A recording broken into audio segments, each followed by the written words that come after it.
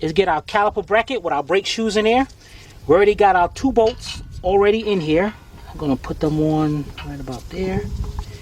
Then take your caliper bracket, slide it on.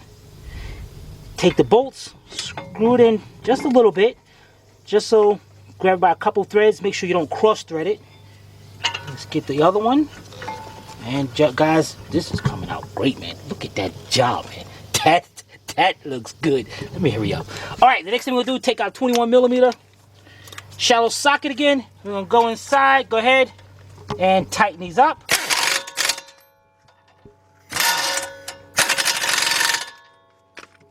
Perfect. Now, if you're using just a ratchet, do not use a regular 3/8 drive ratchet. You are not going to tighten these up enough. Get you a 1/2 inch ratchet. You're going to tighten it up till it stops, and then bring it up and snug it just a little bit more. That's how you're going to tighten these up.